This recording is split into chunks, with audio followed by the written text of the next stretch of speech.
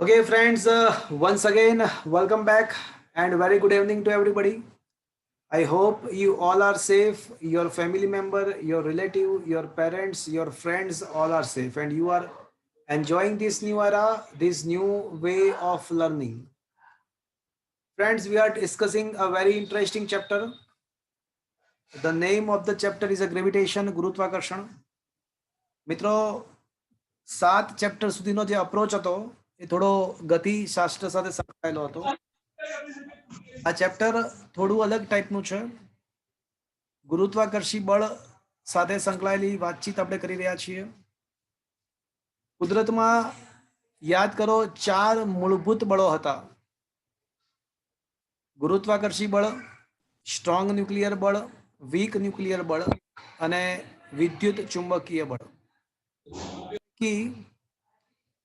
ગુરુત્વાકર્ષી બળ સૌથી નબળું હતું, પણ આપણા રોજબરોજના જીવનમાં આપણા માટે સૌથી મહત્વનું કોઈ હોય તો એ ગુરુત્વાકર્ષી બળ છે.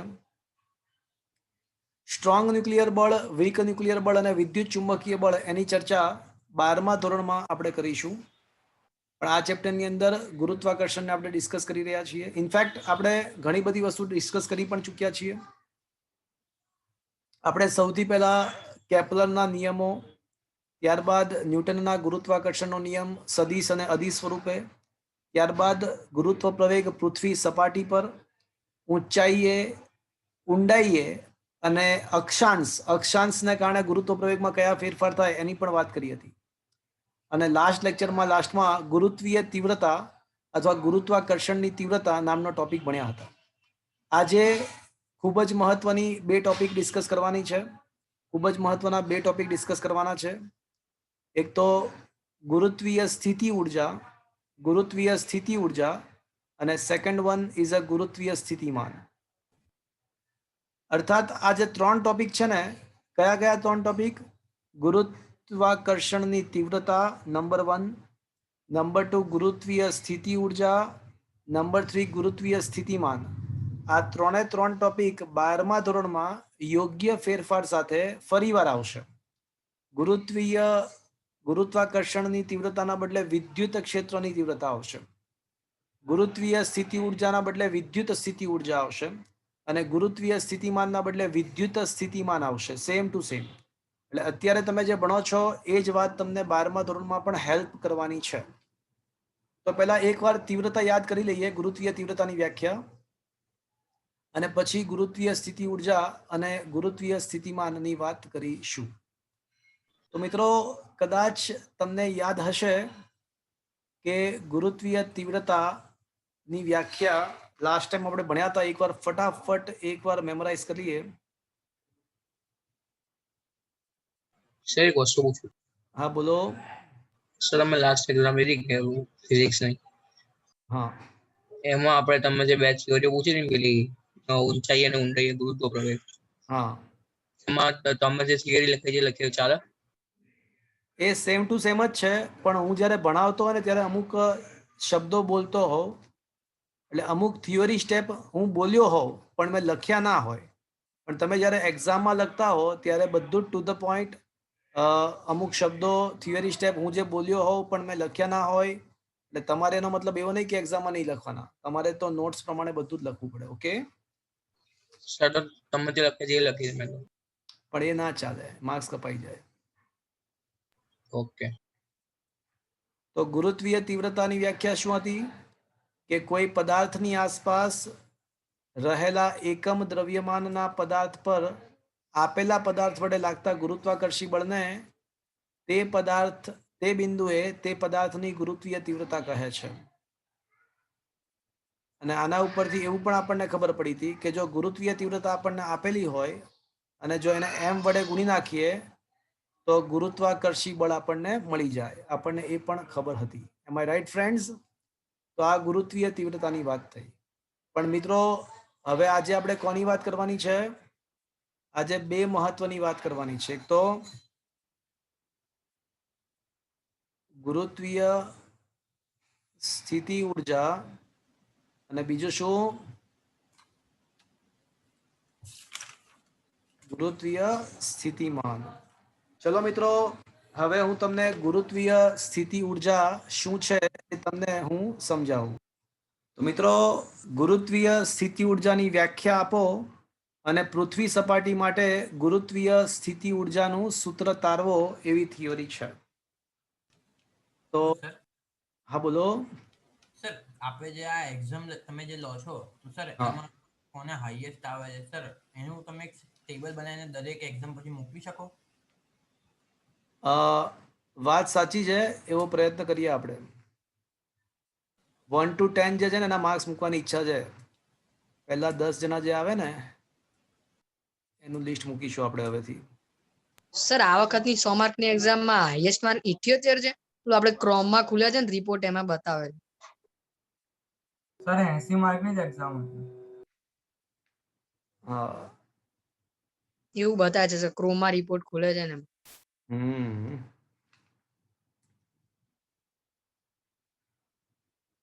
ઓકે, હવે થોડીક એની આન્સર કી મળે સર પેલા ગ્રાન્ડ એક્ઝામ. હા, થોડીક વાર હવે આ હું જે સમજાવું છું એ સમજો ને, પછી છેલ્લે આપણે ડિસ્કશન કરીએ. તો મિત્રો, જે ક્વેશ્ચન છે આવો છે કે ગુરુત્વીય સ્થિતિ ઉર્જા એટલે શું? પૃથ્વી સપાટી પર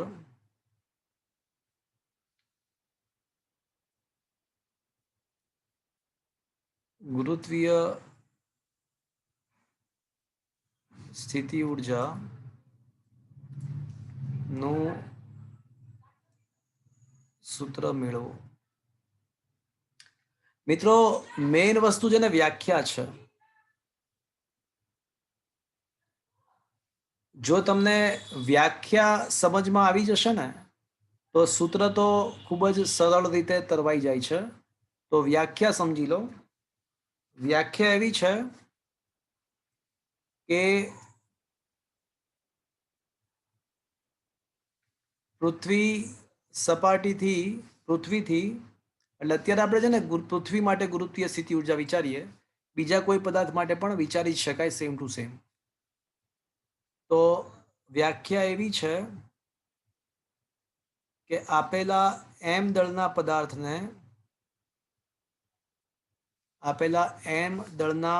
પદાર્થને અનંત અંતરેથી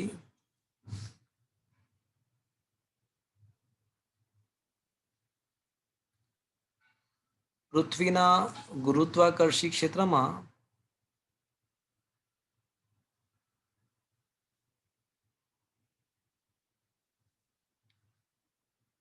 આપેલા બિંદુએ લાવવા કરવા પડતા કાર્યને તે બિંદુ પાસેની તે પદાર્થની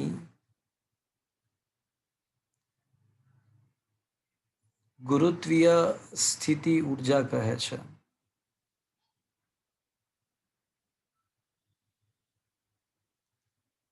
એટલે મિત્રો, સિમ્પલ કે જો આપણે પૃથ્વીની આસપાસ કોઈ બિંદુ પાસે ગુરુત્વીય સ્થિતિ ઉર્જા શોધવી હોય તો શું કરવું પડે? તો કે ભાઈ અનંત અંતરેથી m દળના પદાર્થને આપણે જે તે બિંદુએ લાવવા માટે કરવું પડતું કાર્ય શોધી કાઢીએ તો એ કાર્યને શું કહેવાય મિત્રો? ગુરુત્વીય સ્થિતિ ઉર્જા. આમ તો આ ખરેખર તો એક રીતે ઉર્જા સંરક્ષણનો જ નિયમ છે કે આપણે જે કાર્ય કરીએ છીએ એ પદાર્થમાં સ્થિતિ ઉર્જા સ્વરૂપે સંગ્રહ પામે છે. એક રીતે તો આ એક રીતે નિયમ જ થયો સંરક્ષણનો. તો અનંત અંતરેથી m દળના પદાર્થને આપણે જે તે બિંદુએ લઈ આવીએ પૃથ્વીના ગુરુત્વાકર્ષી ક્ષેત્રમાં, તો એ માટે જે કાર્ય કરવું પડે એને જ સ્થિતિ ઉર્જા કહેવાય. તો મિત્રો, ચલો મારે કાર્ય શોધવું છે. અનંત અંતરેથી m દળના પદાર્થને પૃથ્વી અનંત અંતરેથી એમ દળના પદાર્થને કોઈ બિંદુ અનંત અંતરેથી પી બિંદુએ લાવવા માટે કાર્ય મારે શોધવું છે. તો મિત્રો અનંત અંતરેથી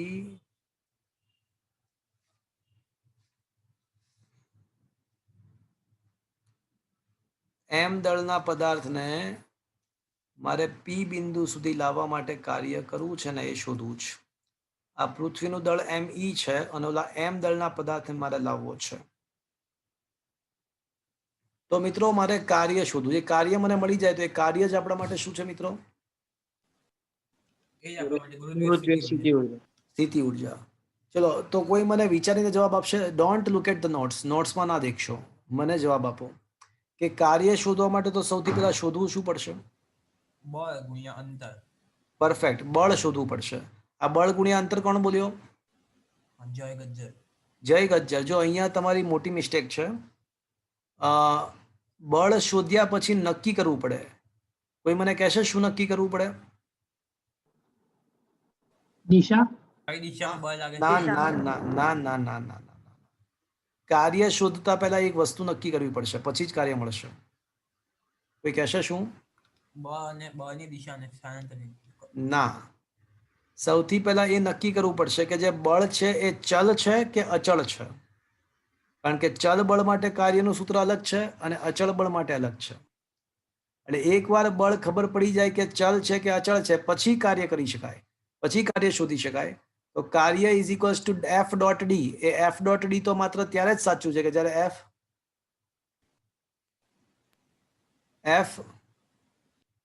અચળ હોય. અચળ હોય. અચળ હોય.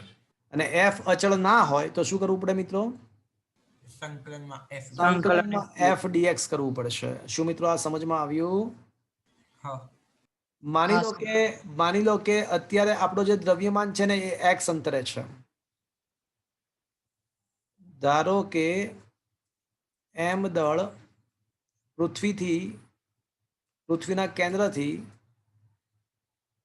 પૃથ્વીના કેન્દ્રથી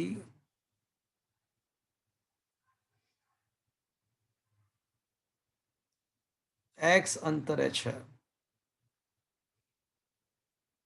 તો તેના ઉપર લાગતું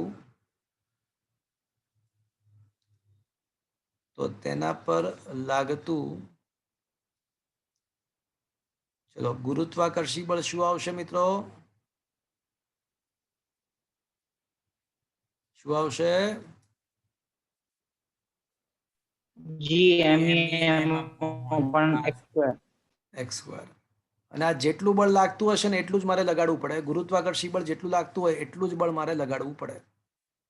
એટલે મારે લગાડવું પડતું બળ પણ એટલું જ હશે. GMEM upon x. શું આ સમજ પડ્યું મિત્રો? હવે મિત્રો મને વિચારીને કહો કે આ જે બળ છે ચલ છે કે અચળ છે? સર એ કેવું? આ બળનું સૂત્ર પરથી નક્કી કરો કે આ બળ ચલ છે કે અચળ છે.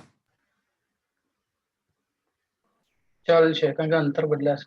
હા, મારે તો એમ દ્રવ્યમાનને ક્યાંથી ક્યાં લાવવાનો છે? તો કે ભાઈ મારે તો એ એમ દળના પદાર્થને અનંત અંતરેથી, ધારો કે પી છે ને એ આર અંતરે છે, ધારો કે બિંદુ પી આર અંતરે છે, તો મારે તો એ એમ દળના પદાર્થને અનંત અંતરેથી આર અંતરે લાવવો છે. તો એક્સ નું મૂલ્ય વેરિયેબલ છે, ચલ છે, ક્યાંથી ક્યાં અનંતથી આર સુધી બદલાશે. આ તો કમ વખત ચલ બળ નીકળ્યું. તો આવા સંજોગોમાં મારે કાર્ય શોધવા માટે શું કરવું પડશે મિત્રો? સંકલનમાં f dx. સંકલન એફ ડીએક્સ કરવું પડશે. પણ એક કામ કરીએ, પહેલા સૂક્ષ્મ ડીએક્સ સ્થાનાંતરનું કાર્ય શોધીએ. તો આ બળની અસર હેઠળ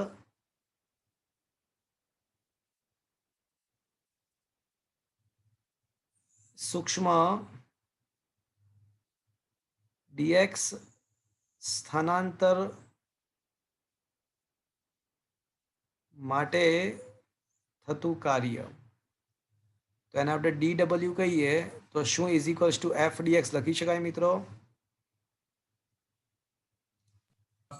yes or no? Yes sir. Okay, તો મિત્રો આ એફ ડીએક્સ લખીએ. એફ ની કિંમત તો આપણને ખબર છે કે GMEM upon x square into dx. હવે એમ દળને અનંત અંતરેથી પી બિંદુ સુધી, એટલે પી બિંદુનું અંતર શું છે? R. પી બિંદુ સુધી લાવતા થતું કાર્ય. તો મિત્રો W બરાબર શું આવશે હવે? બોલો શું કરું? સંકલન. અનંતથી R, અનંતથી R, પણ કોનું? f dx નું. f શું છે? f dx શું છે? g_m_e_m upon x square into dx. તો મિત્રો W is equals to, ચલો હવે g_m_e_m બહાર આવી જશે, સંકલન અનંતથી R, ચલો 1/x² એટલે x⁻² થશે મિત્રો? હા yes or no? Yes, sir. સંકલન એટલે સંકલન, ઘાતમાં એકનો વધારો, સંકલન ઘાતમાં વધારો. તો x⁻² નું સંકલન શું થાય મિત્રો?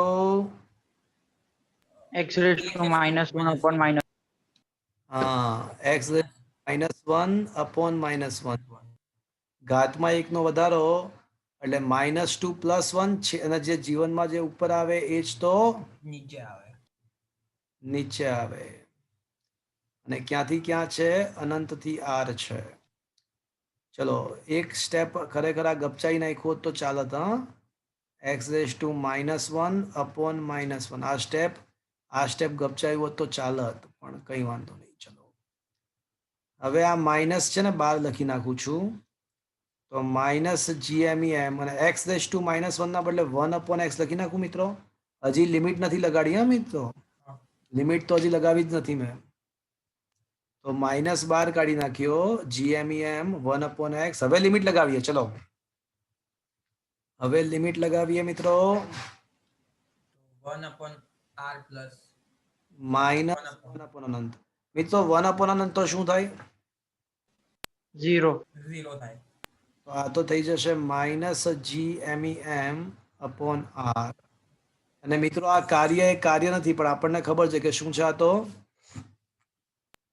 ગુરુત્વીય સ્થિતિ ઊર્જા. સ્થિતિ ઉર્જા છે. આ તો ગુરુત્વીય સ્થિતિ ઉર્જા. મિત્રો ગમે ત્યારે યાદ રાખજો કે ગમે ત્યારે આકર્ષણ હોય ને, આકર્ષણ તંત્રમાં પદાર્થો વચ્ચે આકર્ષણ થતું હોય ને, ત્યારે હંમેશા સ્થિતિ ઉર્જા ઋણ હોય. અથવા બીજા શબ્દમાં સ્થિતિ ઉર્જા ઋણ મળીને એ દર્શાવે છે કે આકર્ષી પ્રકારનું બળ લાગે છે. તો આ ગુરુત્વીય સ્થિતિ ઉર્જા -g_m_e_m/r. મિત્રો એક્ઝેક્ટલી પૃથ્વી સપાટી પર હોત તો, જો તમને કોઈ પૃથ્વી સપાટી પર પદાર્થની ગુરુત્વીય સ્થિતિ ઉર્જા પૂછે તો? R બરાબર RE. હા, તો પૃથ્વી સપાટી પર જો સૂત્ર પૂછ્યું હોત તો શું આવત મિત્રો? એક્ઝેક્ટલી r બરાબર r. હા, તો u બરાબર જો એક્ઝેક્ટલી સપાટી પર પૂછ્યું હોત ને મિત્રો, તો સપાટી પર ગુરુત્વ સ્થિતિ ઉર્જા પૂછ્યું હોત તો u at earth is equals to બની જાત -g_m_e_m/re.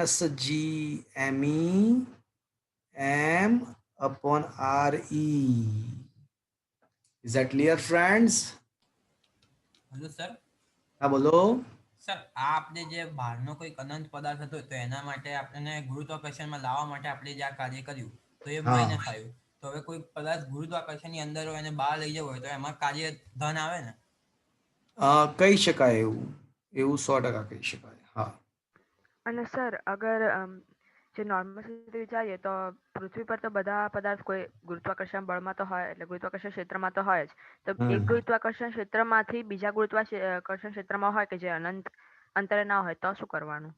એટલે તો સ્થિતિ ઉર્જામાં શું થાય? એટલે ખરેખર છે ને આ ગુરુત્વીય સ્થિતિ ઉર્જાની વ્યાખ્યામાં આપણને ખબર છે કે પદાર્થને અનંત અંતરેથી જે તે બિંદુએ લાવવાની વાત છે, પણ વ્યવહારમાં ક્યારેય કોઈ પદાર્થને આપણે અનંત અંતરેથી જે તે બિંદુએ નથી લાવવાનો હોતો. વ્યવહારમાં તો આપણે પદાર્થને એક બિંદુએથી બિંદુએ લઈ જવાનો હોય છે. એટલે ગુરુત્વીય સ્થિતિ ઉર્જાનું નિરપેક્ષ મૂલ્ય બહુ મહત્વનું નથી હોતું, એનું સાપેક્ષ મૂલ્ય એટલે કે ગુરુત્વીય સ્થિતિ ઉર્જાનો ફેરફાર મહત્વનો હોય છે. કારણ કે આપણે તો પદાર્થને એક બિંદુએથી બીજા બિંદુ જવાનો હોય છે.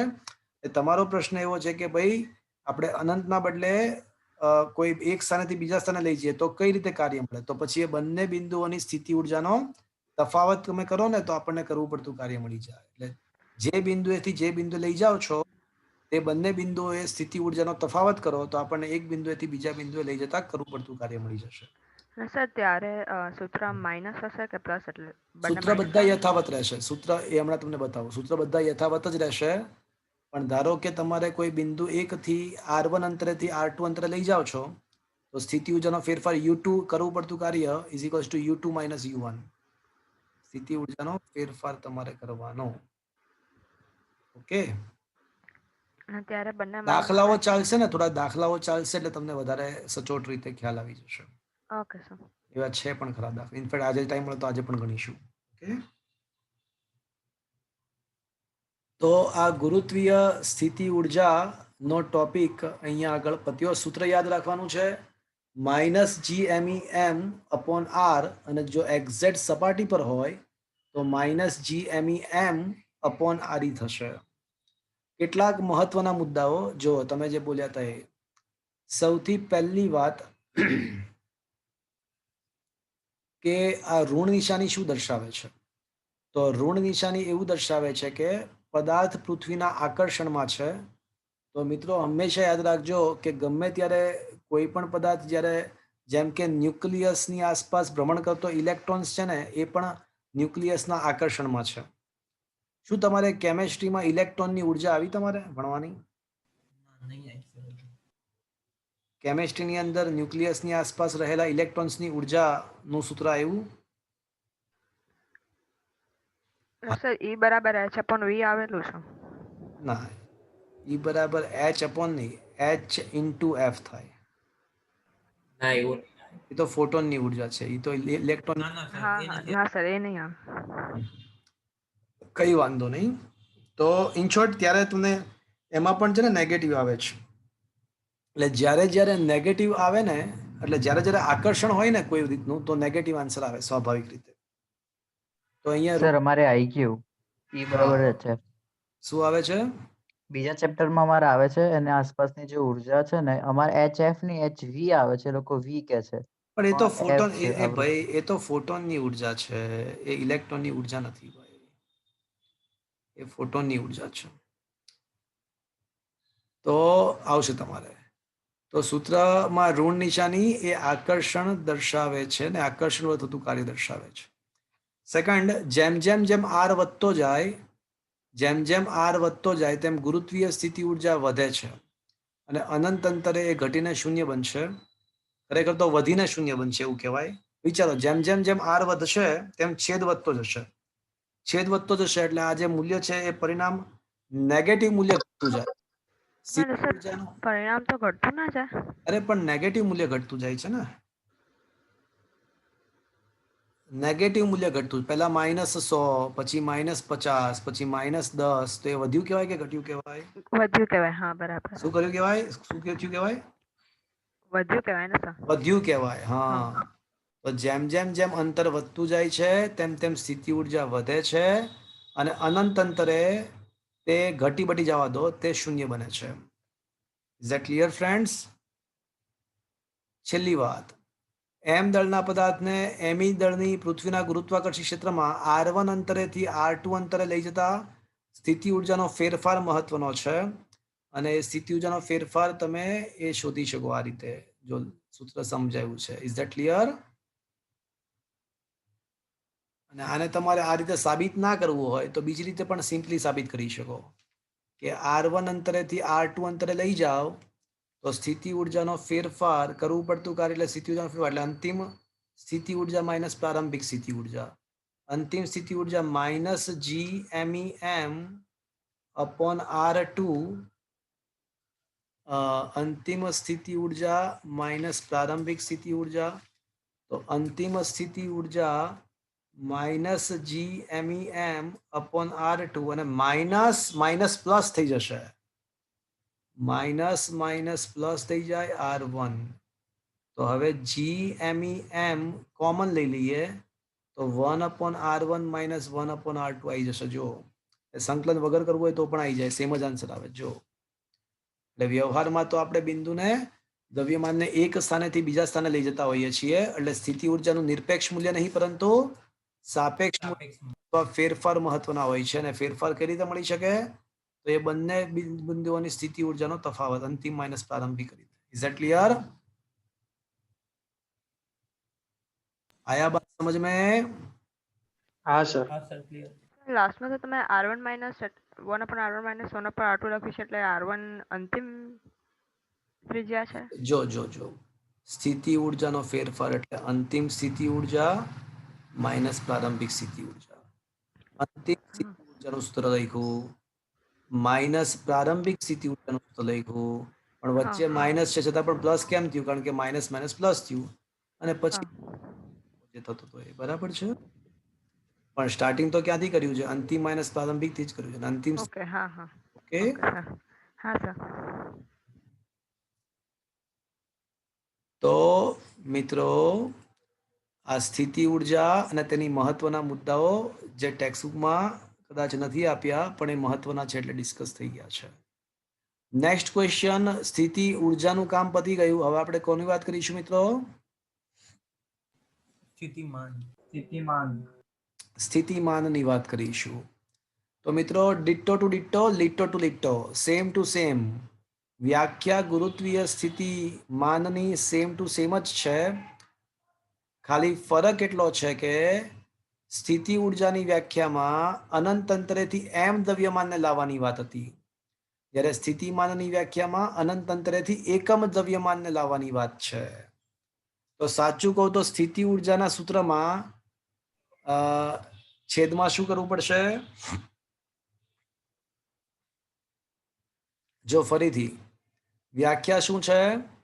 Ditto to ditto, litto to litto. અનંત અંતરેથી m દળના બદલે એકમ દળના પદાર્થને, અને વ્યાખ્યામાં જે શબ્દમાં વ્યાખ્યામાં જ્યાં એકમ શબ્દ આવે તો એ દળ ગુણવાનું. હા છેદમાં મૂકવાની હોય. That sheet. એટલે એનો મતલબ કે સ્થિતિ ઊર્જાનું જે સૂત્ર છે ને એને m વડે ભાગી નાખો તો શું મળી જશે? માઇનસ GME upon નહીં નહીં, એ શું મળી જશે? ગુરુત્વીય સ્થિતિમાન. તો સ્થિતિમાન મળી જશે. Is that clear friends? Is that clear? અનંત અંતર એકમ દળ વાળા પદાર્થને, m દળ નહીં એકમ દળ વાળા પદાર્થને કોઈ પદાર્થના ગુરુત્વાકર્ષી ક્ષેત્રમાં આપેલા બિંદુએ લાવવા માટે કરવા પડતા કાર્યને તે બિંદુ પાસેનું ગુરુત્વીય સ્થિતિમાન કહે છે. એટલે ગુરુત્વીય સ્થિતિમાન તમારે શોધવું હોય તો કાર્ય અનંત અંતરેથી આપેલા બિંદુએ જે કાર્ય કર્યું એને m વડે ભાગવું પડે, અર્થાત બીજા શબ્દમાં સ્થિતિ ઊર્જાને m વડે ભાગવું પડે. તો મિત્રો આનો એકમ શું હશે ગુરુત્વીય સ્થિતિમાનનો?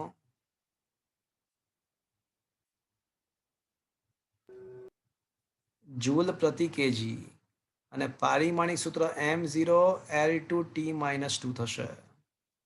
શું આ સમજમાં આવ્યું મિત્રો? ચલો હવે આપણને ખબર છે કે સ્થિતિ ઊર્જાનું સૂત્ર તો શું છે? તો કે ભાઈ માઇનસ GMEM upon R છે.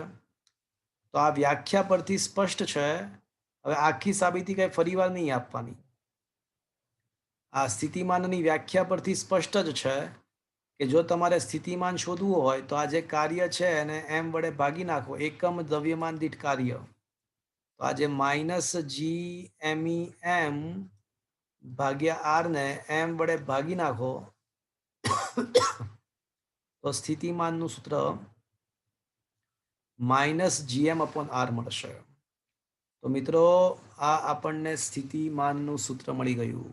અને એક્ઝેક્ટલી પૃથ્વીની સપાટી પર સ્થિતિમાન પૂછ્યું હોત તો આની જગ્યાએ આરી.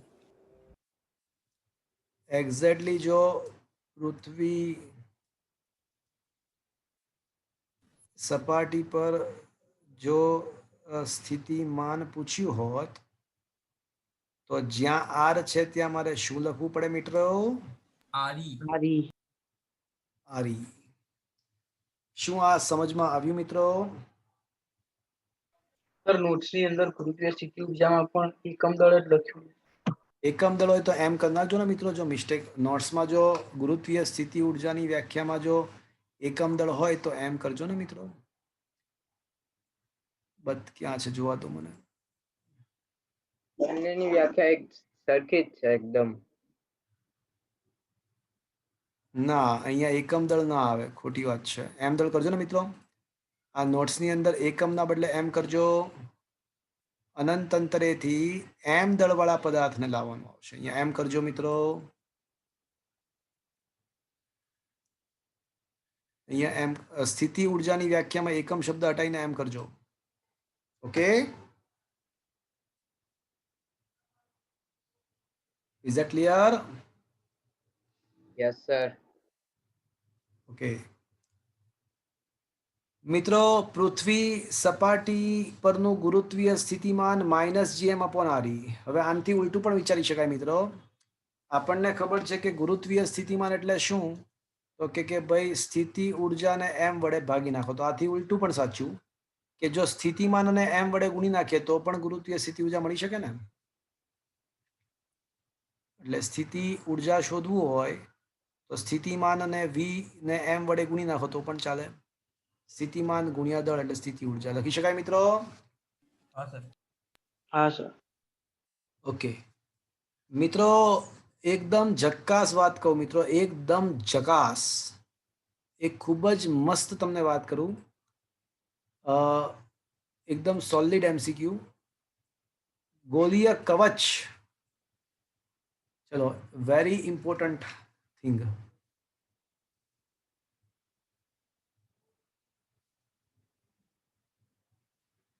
ઓલરેડી એકવાર પૂછાઈ ગયો છે. ગોલીય કવચ છે.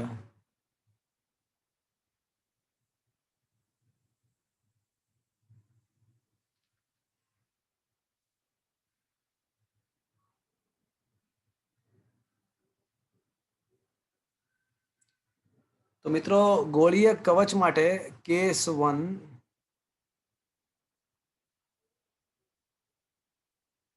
કવચના અંદરના બિંદુએ ગુરુત્વીય સ્થિતિમાન અચળ હોય છે. ગુરુત્વીય સ્થિતિમાન અચળ હોય છે. તે સપાટી પરના સ્થિતિમાન જેટલું હોય છે.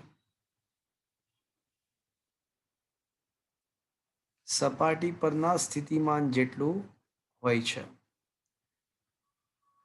એટલે કવચની અંદર દરેક બિંદુએ સ્થિતિમાન કેટલું ખબર છે? એક્ઝેક્ટ સપાટી જેટલું. અને સપાટી પર સ્થિતિમાન કવચનું કેટલું હોય? ધારો કે કવચનું દળ કેપિટલ M છે તો -gm/r થશે. હું પૃથ્વીની વાત નથી કરતો, પૃથ્વી તો નક્કર ગોળો છે. હું ગોલીય કવચની વાત કરું છું. ધારો કે કવચનું દળ કેપિટલ M અને ત્રિજ્યા કેપિટલ R છે તો સપાટી પર સ્થિતિમાન -gm/, એટલે એ તો આપણને ખબર છે કે સપાટી પર તો સ્થિતિમાન -gm/r હોય, પણ આપણને એ વાત ના ખબર પડી કે દરેક બિંદુએ અચળ હોય. કવચની અંદર કેમ અચળ હોય? તો કવચની અંદર દરેક બિંદુએ સ્થિતિમાન અચળ કેમ હોય એ ખબર ના પડી કમ વખત. અચ્છા, મને કહો કે ગોલીય કવચની અંદર ગુરુત્વાકર્ષી બળ કેટલું હોય? શૂન્ય. એટલે ગુરુત્વીય તીવ્રતા પણ શૂન્ય હોય અંદરની સાઈડ.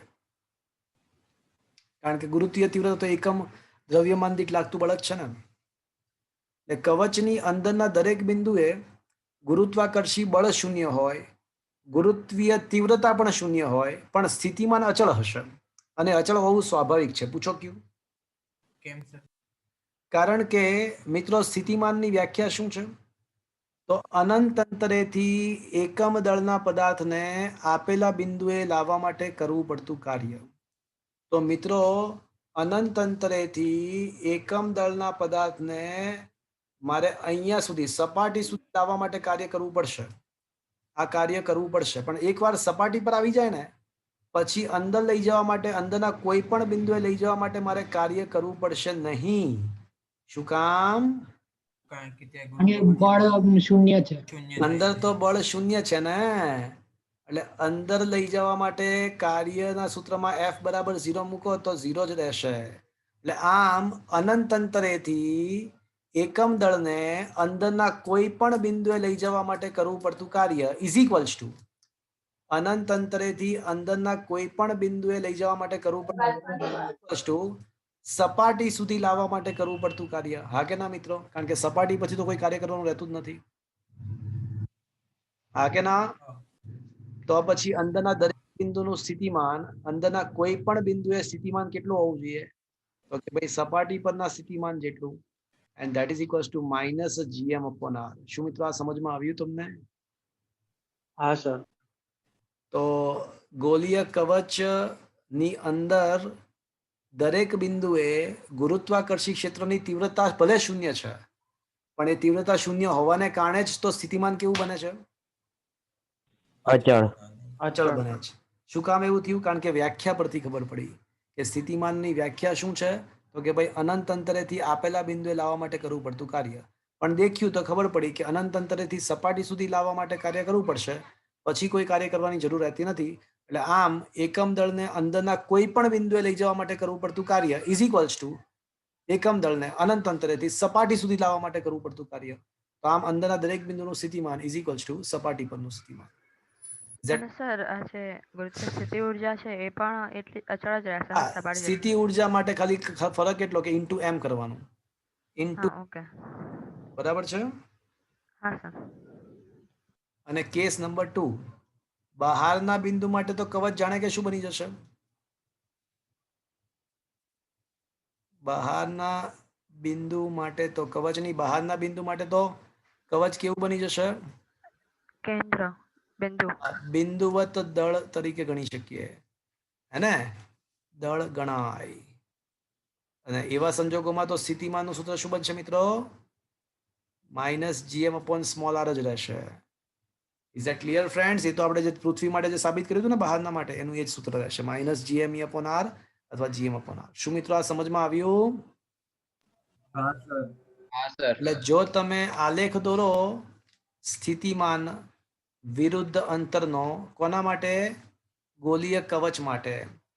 તો કવચના કેન્દ્રથી કવચની સપાટી સુધી સ્થિતિમાન અચળ, પણ નેગેટિવ અચળ છે મિત્રો, ધ્યાન આપજો. આલેખ નીચેની સાઈડ આવશે કારણ કે નેગેટિવ અચળ છે. અને પછી એનું નેગેટિવ મૂલ્ય ઘટતું જાય, 1/r અનુસાર નેગેટિવ મૂલ્ય ઘટતું જાય. તો મિત્રો આવો આલેખ બનશે. શું તમને આ સમજમાં આવ્યું મિત્રો? આ કવચ વાત ખબર પડી મિત્રો? હા સર. આ પૃથ્વી માટે નથી હો મિત્રો, આ જે વાત છે માત્ર ગોળાકાર કવચ માટે છે. પૃથ્વી તો નક્કર ગોળો છે. નક્કર ગોળાની અંદર સ્થિતિમાન અચળ ના હોય. નક્કર ગોળા માટે સ્થિતિમાન શું થાય એ 12મા ધોરણમાં શીખવાડીશ. નક્કર ગોળા માટે સ્થિતિમાનનું સૂત્ર શું છે? અંદરની સાઈડનું, બહારની સાઈડ તો ફિક્સ્ડ જ છે, માઇનસ જીએમ અપોન આર, એ તો ફિક્સ્ડ જ છે. પણ અંદરની સાઈડ નક્કર ગોળા માટે શું થાય એ 12મા ધોરણમાં. સર આપણે ઓલું જે વિસ્તૃત પદાર્થ હતો એમાં તો સર તમે જે ગુરુત્વાકર્ષણ બળ અચળ રહે કે શૂન્ય થાય એ તો બધે માટે કીધું હતું કે નક્કર ગોળા માટે બી ચાલે ને પોલા ગોળા માટે પણ ચાલે. શું કહો છો તમે? સર ઓલું જે વિસ્તૃત પદાર્થની વ્યાખ્યા હતી એમાં તો તમે ત્યારે નક્કર ગોળા માટે પણ સરખું જ લેવાનું ને પૃથ્વી ગણી શકાય એવું કીધું હતું ને? એ તો બહારના બિંદુઓ માટે. તો બહારના બિંદુ માટે તો હજી હું એમ જ કહું કે બહારના બિંદુ માટે ચાહે નક્કર ગોળો હોય કે કવચ હોય, એનું સમગ્ર દ્રવ્યમાન કેન્દ્ર પર છે એવું ધારીને તમે ચાલી શકો. બહારના, પણ અંદરના બિંદુ માટે વાત બદલાઈ જાય. કવચના અંદરના બિંદુએ ગુરુત્વાકર્ષી ક્ષેત્ર શૂન્ય હોય, પણ યાદ કરો પૃથ્વી સપાટીના અંદરના દરેક બિંદુએ પૃથ્વી સપાટીના અંદરના દરેક બિંદુએ ગુરુત્વાકર્ષી બળ શૂન્ય નહીં થાય. શું કામ શૂન્ય નહીં થાય? કારણ કે યાદ કરો પૃથ્વી માટે જી વર્સિસ આર નો આલેખ દોરો છો તો તમને કેવો મળે છે? તો આવો મળે. જો યાદ કરો, હા સર. હા. દરેક જગ્યાએ શૂન્ય નથી. અને તમારે કોઈ પણ જગ્યાએ ગુરુત્વાકર્ષી બળ શોધવું હોય તો શું કરવું પડે? m × g કરવું પડે. તો g નું મૂલ્ય તો ચલે છે r છે અંદરની સાઈડ. Is it clear? હા સર. નક્કર ગોળા માટે g વર્સિસ r નો આલેખ દોરો તો પોલો ગોળો હોય ને પોલો ગોળો, તો પોલા ગોળા માટે જો તમે તીવ્રતા અથવા g વર્સિસ r નો આલેખ દોરો, પોલા ગોળા માટે તીવ્રતા અથવા g વર્સિસ r નો આલેખ, તો કેન્દ્રથી સપાટી સુધી તો શૂન્ય જ રહેશે અને પછી એ 1/r² સાથે બદલાશે. Is it clear? હા sir.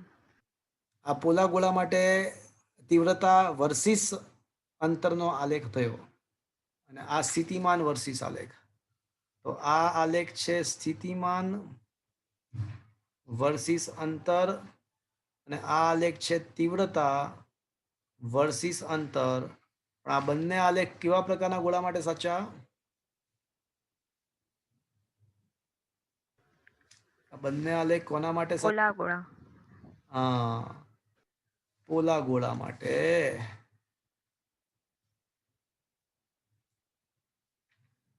Is that clear, friends? હા. તો ફ્રેન્ડ્સ, આ બધું એમસીક્યુમાં, નીટમાં, જેડબલઈમાં મહત્વની વાત હતી. તો let's solve some numerical based on this topic. પણ એ પહેલા તમને એકદમ સરસ મજાની વાત કરી દઉં. તો આપણે 4 પૃથ્વી સપાટી માટે 4 ભૌતિક રાશિઓ ભણ્યા. જો કે બીજા પદાર્થ માટે પણ વાત થઈ શકે, પણ પૃથ્વી સપાટી માટે નંબર 1 ગુરુત્વાકર્ષી બળ. તો જો તમારે ગુરુત્વાકર્ષી બળ શોધવું હોય તો Gm(m)/r² કરવું પડે. F બહારના બિંદુની વાત કરું છું મિત્રો, r ગ્રેટર ધેન re માટેની જ વાત છે, બધા માટે. પૃથ્વી ની બહારના બિંદુ માટે સપાટી માટે r બરાબર re કરવાનું. સપાટી માટે r બરાબર re કરવું.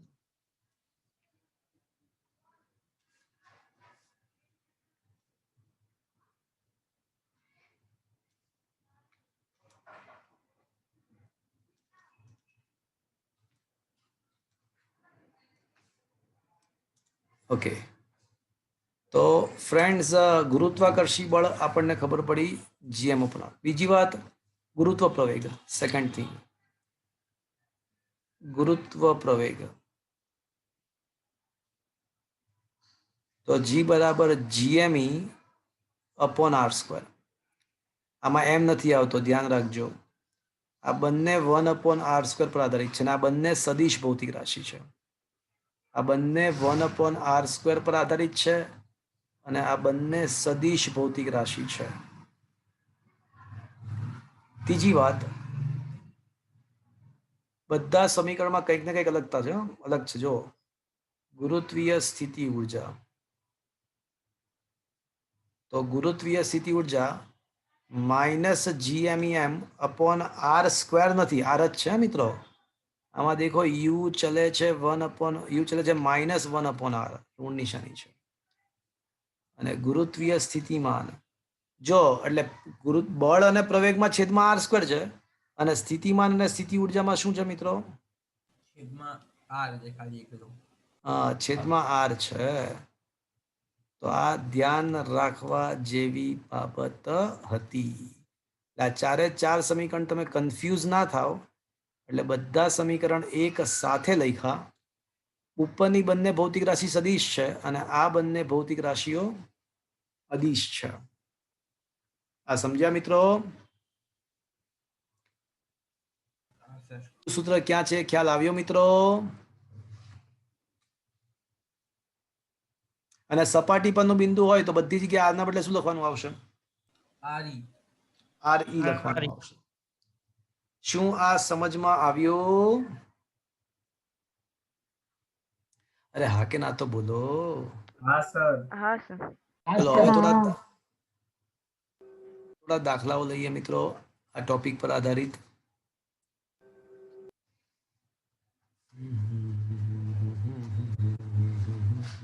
ઓકે, ઉદાહરણ નંબર ઉદાહરણ નંબર 3 પર આવી જાઓ.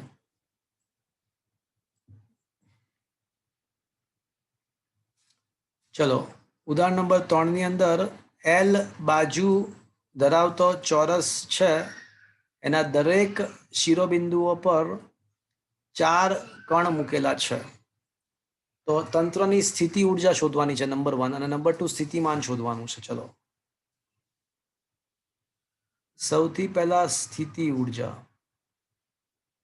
તો આપણને ખબર છે કે પૃથ્વી અને અન્ય પદાર્થો તો શું આવે સ્થિતિ ઉર્જા? -GMEM/R હતું, હા કે ના? પણ જો કોઈ બે પદાર્થ હોત તો શું આવત? GME કોઈ પણ બે પદાર્થ હોત તો સૂત્ર શું આવત? GM1 -GM1m2/R આવત, હા કે ના? હા એટલે બે પદાર્થો માટે સ્થિતિ ઉર્જાનું સૂત્ર છે -GM1m2/R. હવે બે કરતા વધારે પદાર્થો હોય ને તંત્રમાં, તો તમારે શું કરવાનું ખબર છે? બે પદાર્થો વાળી કેટલી જોડ છે જોવાની. તો જો તો આ ચોરસના 4 શિરોબિંદુ પર દ્રવ્યમાન મૂકી દો, તો બે દ્રવ્યમાન વાળી કેટલી જોડ મળશે તમને? 4 જોડ. અચ્છા, તમને 4 લાગે છે. ઓકે, એની સિવાય કોઈ? 6 જોડ. 6 જોડ આવશે. 6 આવશે. 4 બાજુઓ અને 2 વિકર્ણ. Is that clear? હા સર. Yes sir. તો કુલ સ્થિતિ ઉર્જા બરાબર U12, U23, U34, U41, 4 બાજુઓ પતી ગઈ. U13 અને U24. ખબર પડી? 4 બાજુઓ 2 વિકર્ણ. એટલે એક કામ કરીએ, આના 4 એક સાથે લખીએ. તો 4 ગુણ્યા -G/L લખાશે મિત્રો? હા GMML એવું 4 વખત માઇનસમાં થશે. અને વિકર્ણની લંબાઈ કેટલી થાય મિત્રો? અરે બોલો, આ L છે, આ પણ L છે, તો વિકર્ણની લંબાઈ કેટલી થાય? √2L. √2L. √2L થશે. હા યસ ઓર નો? હા સર. Yes sir. હા સર. તો આ બે વિકર્ણની સ્થિતિ એટલે 2 ગુણ્યા 2 કરી નાખું છું, 2 વખત લખવાના બદલે. -G/2L. आया बात समझ में फ्रेंड्स? હા સર. तो -GM²/L કોમન, તો 4 + 2 ભાગ્યા √2, એટલે √2 લખી નાખું તો ચાલશે મિત્રો?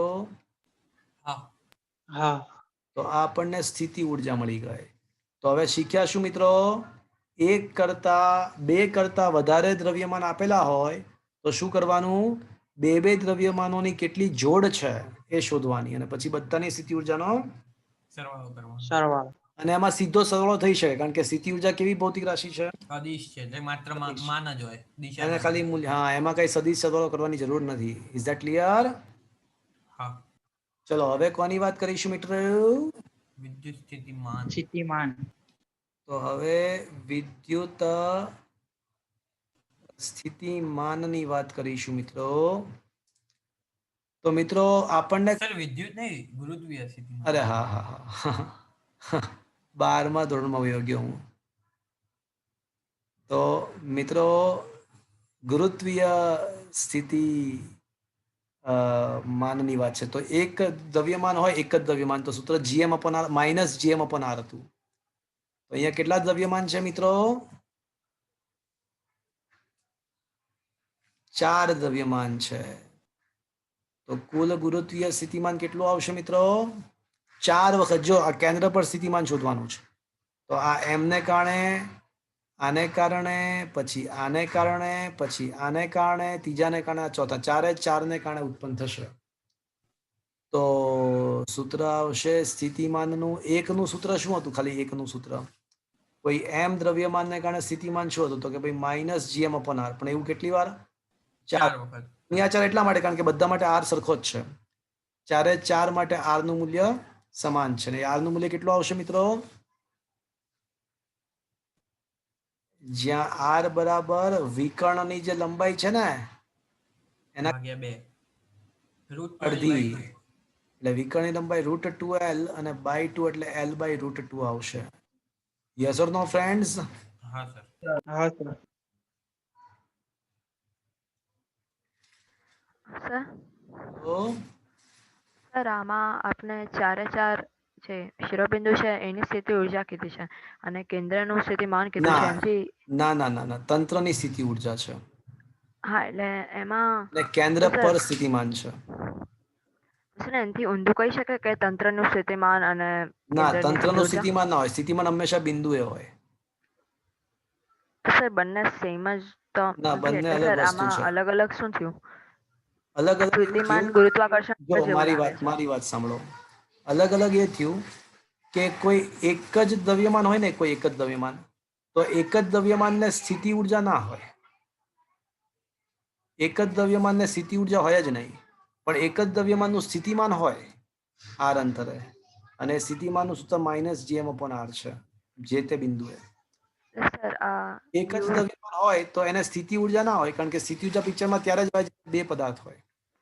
સર U12 નો મતલબ એવું થાય કે 1 થી 2 સુધી લાવવા માટેનું એ બિંદુ પરનું ના, એ બંને પરનું U12 નો કાર્ય. મતલબ એવો છે અહીંયા આગળ કે આ 1 અને 2 પર રહેલા દ્રવ્યમાનના તંત્રની સ્થિતિ ઉર્જા. એ એક અહીંયા U12 એટલે 1 થી 2 નથી, 1 અને 2 પર રહેલા દ્રવ્યમાનોના તંત્રની સ્થિતિ ઉર્જા. આમાં ક્યાં કશું લાવવાની વાત છે? Okay sir. આ U12 એટલે U2 - U1 કે એવું બધું નથી. આ U તો ખાલી ઓલા 4 ભાગ પાડવા હતા ને એટલે મેં નામ આપ્યા.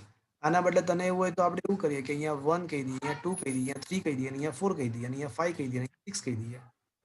બરાબર? પણ એ તો ઓલા 4 કયા કયા 4 ભાગ છે એ સમજાવવા માટે મેં એ બધું નામ આપ્યું હતું, U12 ને U23 ને. ઓકે? સર એ 2 ની જગ્યાએ 2 દ્રવ્યમાનોની જગ્યાએ એનાથી વધારે કે એનાથી ઓછા થઈ શકે?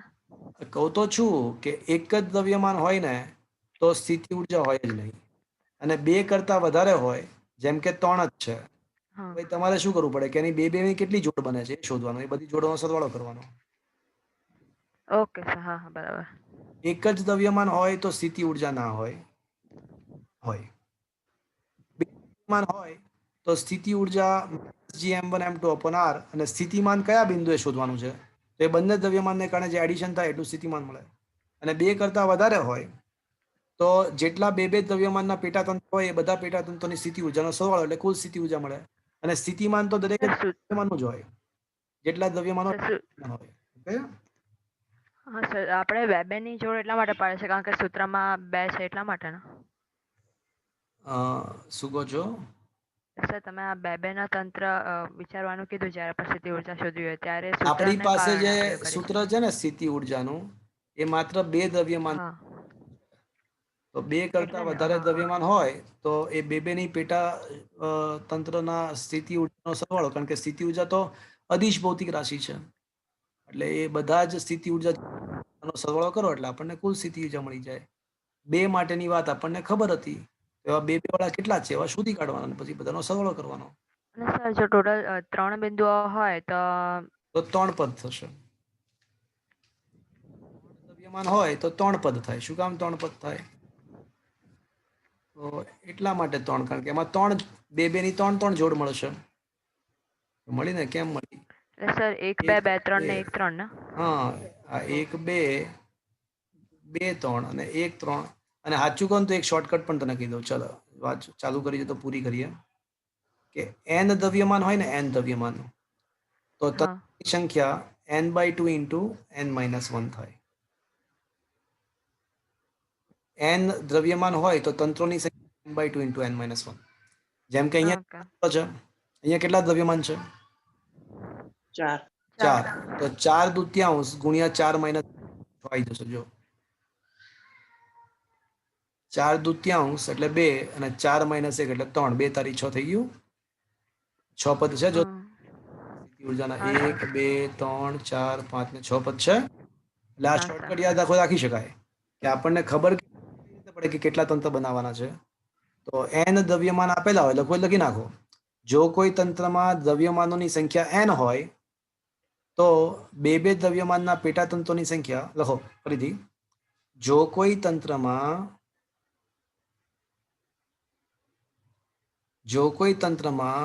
દ્રવ્યમાનોની સંખ્યા n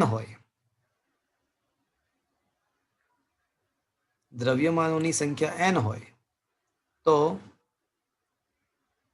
બે દ્રવ્યમાનોના પેટાતંત્રોની સંખ્યા, બે દ્રવ્યમાનોના પેટાતંત્રોની સંખ્યા n/2 into n-1 થાય.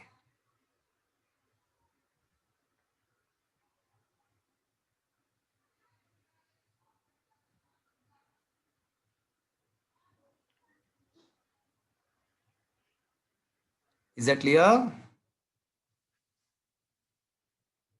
સર n/2 શું હતું એના બધી? આ લખ્યું જ છે ને અહીંયા, n/2 into n-1.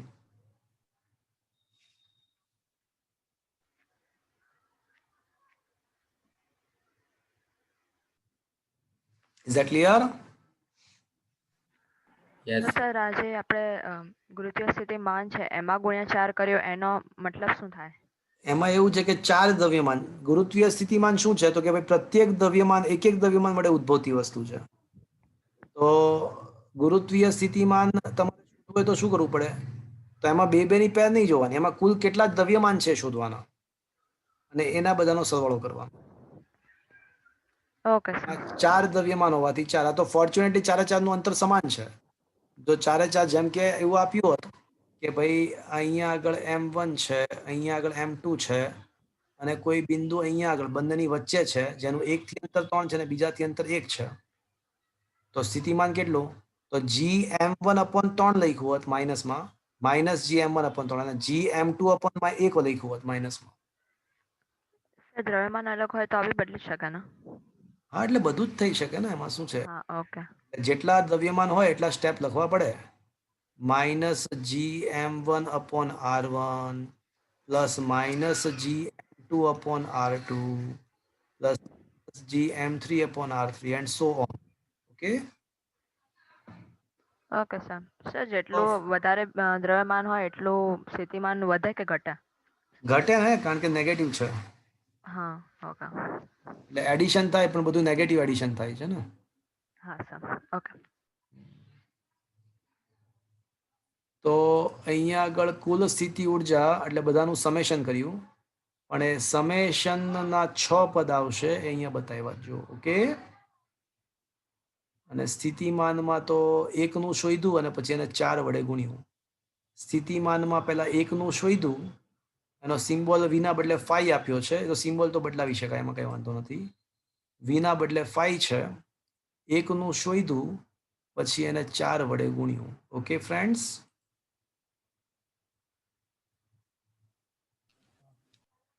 ચલો. હા સર. તો ફ્રેન્ડ્સ ક્વેશ્ચન નંબર 3 આપણે ડિસ્કસ કર્યો. 4, 5, અચ્છા 5મો દાખલો કરાયો છે મેં તમને? લાસ્ટ ટાઈમ કરાવી દો છે ને? સર 5 પતાઈ ગયો તો. હા સર કરાવી હા દીધો સર છે. કરાયો. Okay, very good, very good. હા, 6ઠ્ઠો જાતે આપ્યો છે મેં તમને. હા સર 6ઠ્ઠો જાતે આપ્યો છે અને તમે ટ્રાય પણ કર્યો હશે, આઈ હોપ. ઓકે, હા સર થઈ ગયું. થઈ શકે એવો છે. ચલો હવે વાત કરીએ સ્વાધ્યાયનો પહેલો, બીજો, ત્રીજો, ચોથો, 5મો, 6ઠ્ઠો પતી ગયા. નહીં, 5 સુધી પતી ગયા હશે. પછી 6, 7, 8, 9, 10 નહીં કરાવ્યા હોય, 11 પણ નહીં, 12 પણ થઈ ગયો હશે, 12 થઈ ગયો હશે, 13 થઈ ગયો હશે, 13, 14, 15, 16 થઈ ગયા હશે, 13, 14, 15, 16 થઈ ગયા છે. હા કે ના? હા થઈ ગયા. હા 16 સુધી થયા છે. Okay fine, okay fine. તો ક્વેશ્ચન નંબર 17 પર આવો. IMP question. ક્વેશ્ચન નંબર 17, આમ તો એવા ઘણા બધા ક્વેશ્ચન થશે. ચલો 17મો ક્વેશ્ચન મિત્રો ધ્યાનથી દેખો.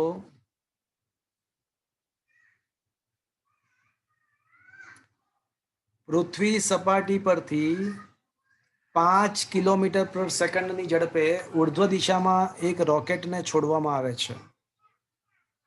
પૃથ્વી પર પાછા આવતા અગાઉ તે કેટલી ઊંચાઈ, કેટલે દૂર સુધી પહોંચશે? તો મિત્રો કેટલી મહત્તમ ઊંચાઈ સુધી પહોંચશે એવો ક્વેશ્ચન છે. તો ગુરુત્વાકર્ષી ક્ષેત્ર મિત્રો કેવું ક્ષેત્ર છે? સંરક્ષી. આપણે ભૂતકાળમાં કોઈ જગ્યાએ વાત થયેલી છે કે ગુરુત્વાકર્ષી ક્ષેત્ર એ બળ ક્ષેત્ર છે અને સંરક્ષી બળ ક્ષેત્રમાં છે ને યાંત્રિક ઉર્જાનું સંરક્ષણ થાય.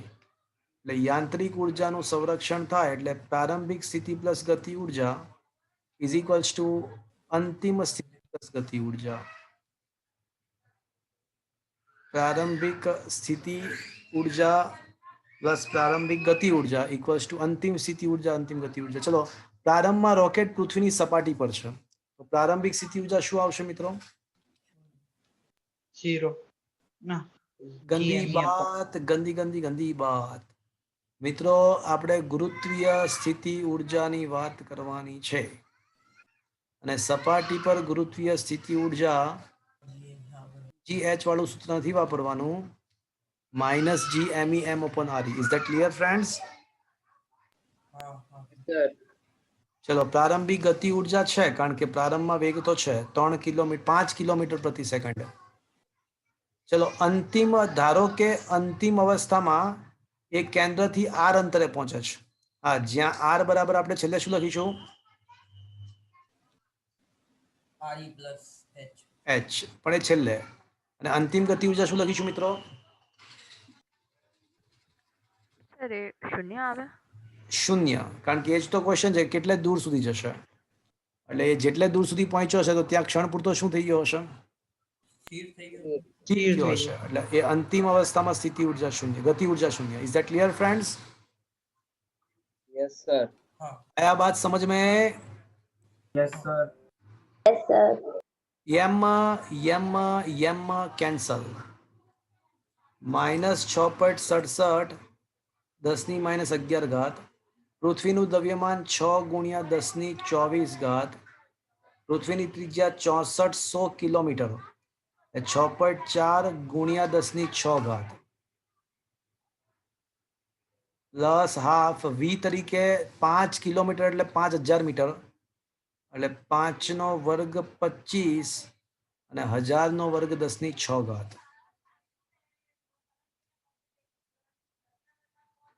ઇઝ ઇક્વલ્સ ટુ -6.67 અને એમી 6 × 10⁻24 અને આર જ તો મારે શોધવાનો છે ભાઈ, આર જ તો શોધવાનો છે અને એમાંથી આર પછી આર પ્લસ એચ કરશો એટલે એચ મળી જશે. Is that clear friends? કરો તો કેલ્ક્યુલેટર. ચલો તો ફ્રેન્ડ્સ 6.67 × 6 ભાગ્યા 6.4 કરો તો 6.67 × 6 ભાગ્યા 6.4 6.25 શું આવે છે? 6.25 6.25 અને ગુણ્યા 10⁻ઘાત રહેશે 24 માંથી 6 જાય તો 18 એટલે 10⁻7. ચલો 25 ભાગ્યા 2 એટલે 12.5 તો 12.5 × 10⁻6 ના બદલે 1.25 × 10⁻7 લખી નાખું ચાલશે? हाँ सर. ઇઝ ઇક્વલ્સ ટુ કરો તો 6.67 × 6 કરો તો 6.67 ના 6 40.02 ગુણ્યા 10⁻13 ભાગ્યા r. ચલો 12.1 -6.25 + 1.25 આ તો -5 × 10⁻7 થઈ જશે હો. અને અહીંયા આવશે 40.02 10⁻13. તો મિત્રો r બરાબર શું આવશે મિત્રો? Minus cancel. 40.02 ભાગ્યા 5 કરો તો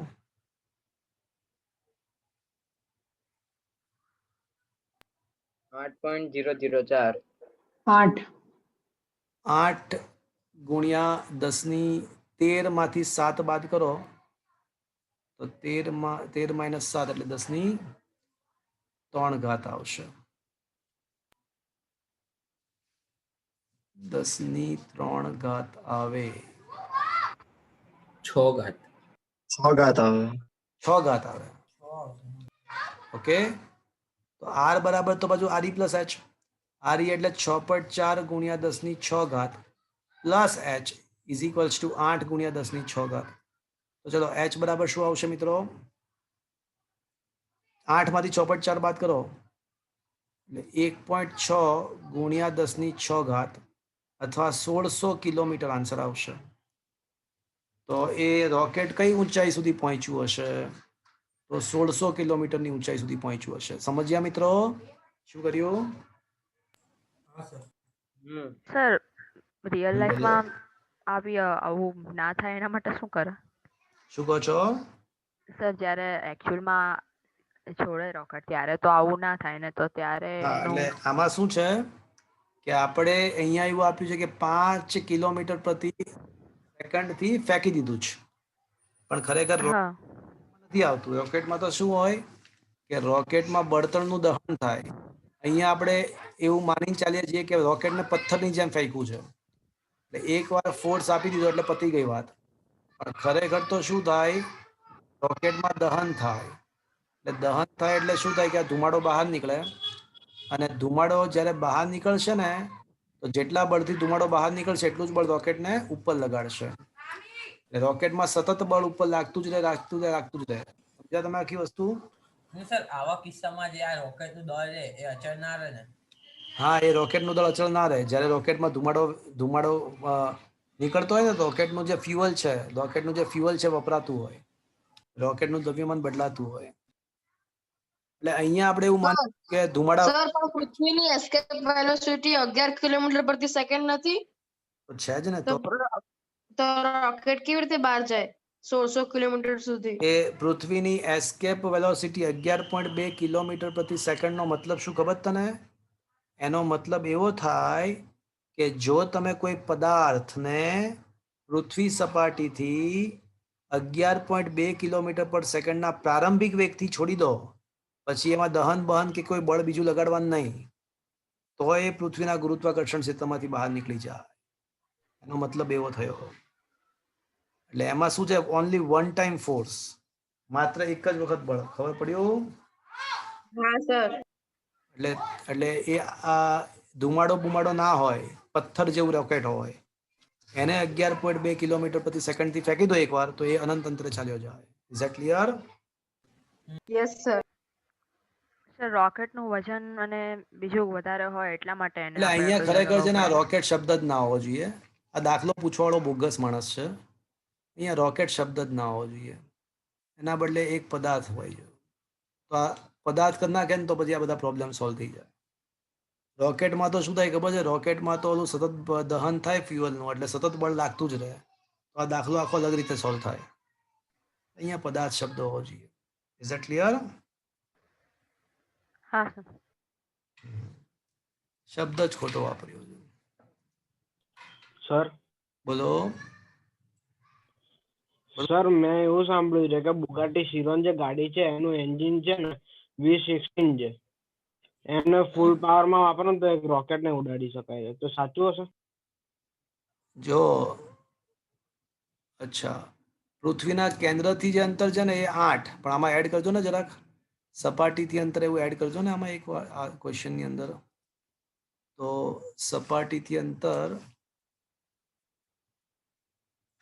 સપાટીથી ઊંચાઈ h હોય તો RE પ્લસ h ભેગું થઈને 8 ગુણ્યા 10⁶. તો h નું સાદુરૂપ આપશો ને તો 1.6 ગુણ્યા 10⁶ મીટર, 1600 કિલોમીટર લખી નાખજો ને, જરાક એડ કરજો ને નોટ્સમાં. અચ્છા, કોણ છે ઓલો બુગાટી વાળો? સર ઉમંગ. ઉમંગ, જો તું છે ને એક કામ કર, સૌથી પહેલા છે ને 12 સાયન્સની અંદર 11-12 સાયન્સની અંદર સખત મહેનત કર અને એકદમ સારા માર્ક્સે પાસ થા. પછી છે ને તું મેકેનિકલ એન્જિનિયરિંગમાં નિરમા કે ધીરુભાઈ અંબાણી જેવી સારી કોલેજની અંદર મેકેનિકલ એન્જિનિયરિંગ કરજે, અને એમાં તું ભણીશ કે બુગાટી એન્જિન કેટલા સીસીનું હોય, અને એમાં તને એ પણ ખ્યાલ આવશે કે એની સામેવાળો તું કોની હારે કમ્પેરિઝન કરી દીધે? રોકેટ. હા, તો રોકેટનું કેટલું સીસી હોય, અને પછી એ બંનેની કમ્પેરિઝન તું મેકેનિકલ એન્જિનિયરિંગમાં કરીશ ને, તને બધા જ ક્વેશ્ચન આન્સર મળી જશે. એના માટે અત્યારે તારે શું કરવાનું છે? ભણવાનું છે. વ્યવસ્થિત ભણી અને સારા માર્ક્સ લાવવાના 11th અને 12thમાં. ઓકે?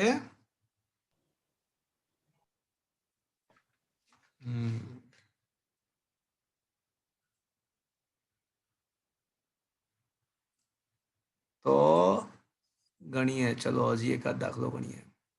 ચલો એના પછીનો દાખલો એક્ઝેક્ટલી એના જેવો જ છે. 18મો દાખલો વેરી મોસ્ટ ઇમ્પોર્ટન્ટ, વારંવાર પૂછાય છે બોર્ડની એક્ઝામમાં, વારંવાર પૂછાય. બોર્ડ એટલે સ્કૂલની એક્ઝામિનેશનમાં ખૂબ જ વખત પૂછાય છે. વેરી વેરી મોસ્ટ ઇમ્પોર્ટન્ટ દાખલો. કેમ આમ થાય છે? હા, હવે બરાબર.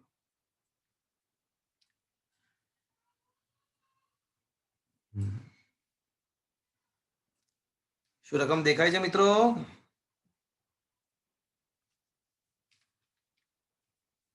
પૃથ્વી હા સર. પર નિષ્ક્રમણ નહીં થઈ શકે, નહીં થઈ શકે, કારણ કે નિષ્ક્રમણ વેગનું સૂત્રની જરૂર પડે છે. હજી તો ચલાવ્યું નથી ભાઈ, આ સૂત્ર ચલાવવાનું બાકી છે. ઓકે, થાય છે કઈ?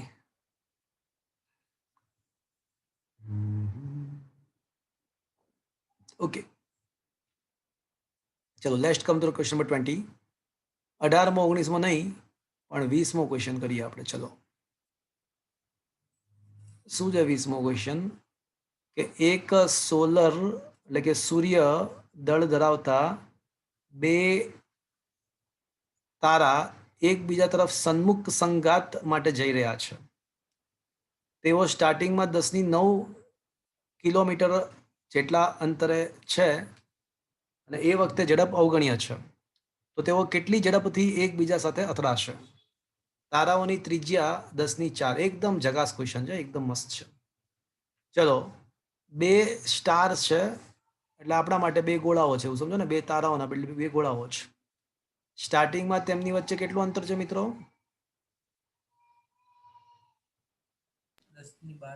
10⁹ કિલોમીટર. 10⁹.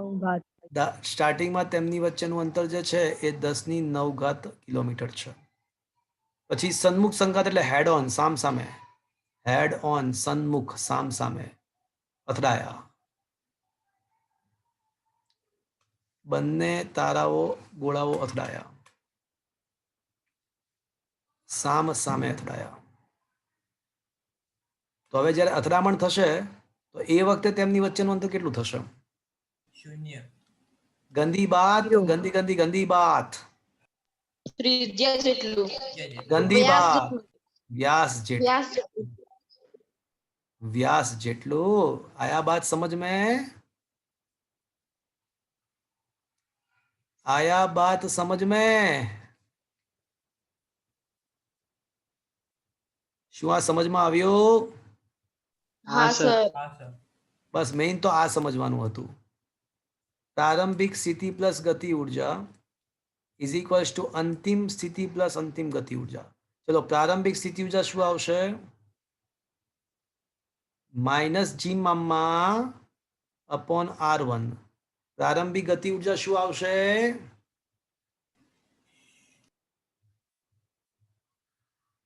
બોલો. સર અવગણ્ય કીધી છે. હો, સ્ટાર્ટિંગમાં અવગણ્ય. અંતિમ સ્થિતિ ઉર્જા શું આવશે? -g upon R2. જો યાદ છે ને, બળમાં R² આવે પણ સ્થિતિ ઉર્જા માત્ર R આવે. અંતિમ ગતિ ઉર્જા શું આવશે મિત્રો?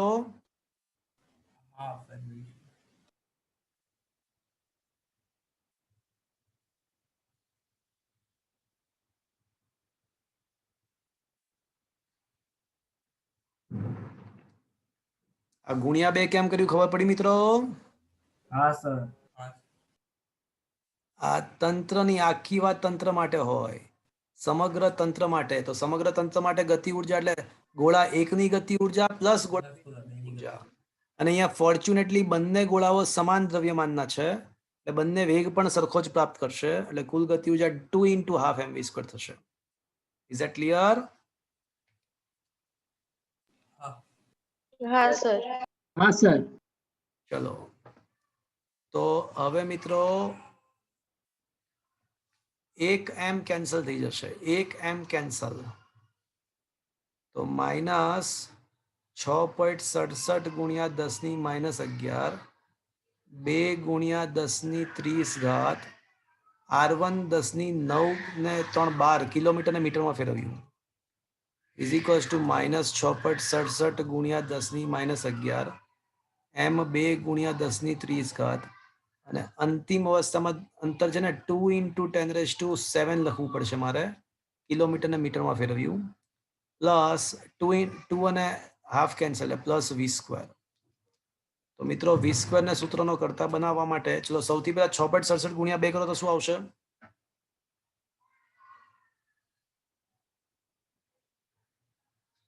.67 ગુણ્યા 2 કરો 13.34 13.34 અને ગુણ્યા 10⁻ઘાત કેટલી આવશે? 30 માંથી 12 જાય તો 18 અને 18 માંથી બીજી 11 તો 10⁻7 ઘાત. આ માઇનસ પછી પ્લસ, ચલો કરો તો 6.67 હા 2 તો ઉડી જશે,